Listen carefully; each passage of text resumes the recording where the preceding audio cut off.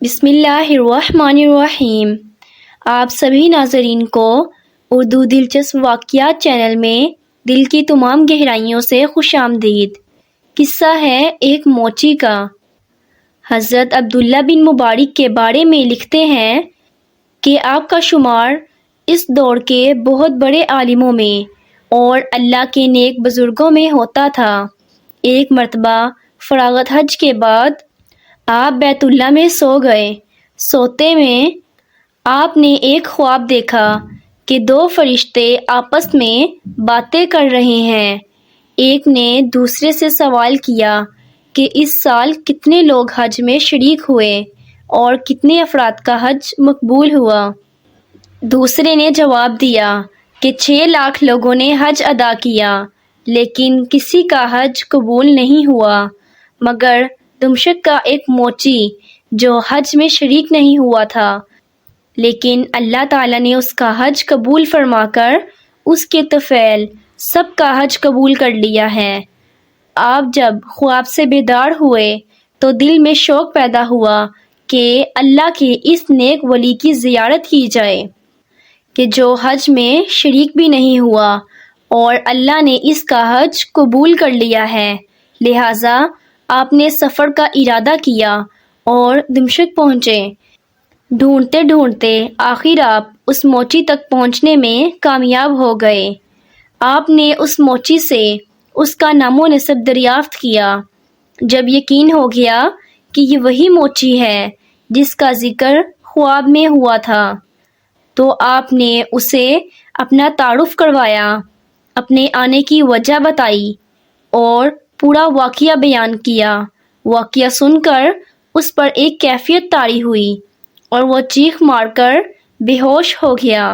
ہوش میں آنے کے بعد اس نے اپنا واقعہ بیان کیا کہ بہت عرصے سے میرے دل میں حج کی تمنا تھی اور اس نیت سے میں نے 30 درہم بھی جمع کر لیے تھے، لیکن ایک دن میرے ایک پڑوسی کے ہاں سے اچھے کھانے کی خوشبو آ رہی تھی تو میری بیوی نے کہا کہ بہت اچھے کھانے کی خوشبو آ رہی ہے، تھوڑا سا ان سے مانگ کر لے آؤ۔ چنانچہ میں نے ان کے گھر جا کر کہا کہ آج آپ نے جو پکایا ہے ہمیں بھی کچھ دیجیے، لیکن اس پڑوسی نے جواب دیا کہ جو کھانا ہم نے پکایا ہے وہ ہم آپ کو نہیں دے سکتے۔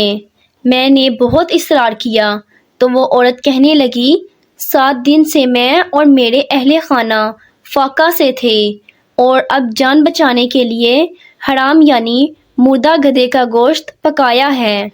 میرے اوپر لرزہ طاری ہو گیا اور میں نے حج کے لیے جمع کی گئی ساری رقم اس کے حوالے کر کے یہ تصور کر لیا کہ ایک مسلمان کی امداد میرے لیے حج نفلی کے برابر ہے اور اپنے کام میں مصروف ہو گیا، لیکن وہ اس بات سے بے خبر تھا کہ اس نے اتنا بڑا کام کیا ہے کہ اللہ نے حج کیے بغیر ہی اسے حاجیوں میں شامل کر دیا، اور نہ صرف حاجیوں میں شامل کیا بلکہ اس کے طفیل تمام حاجیوں کے حج قبول کیے، اور اس دور کے عظیم نیک ولی کو اس کی زیارت کے لیے بھی بھیجا۔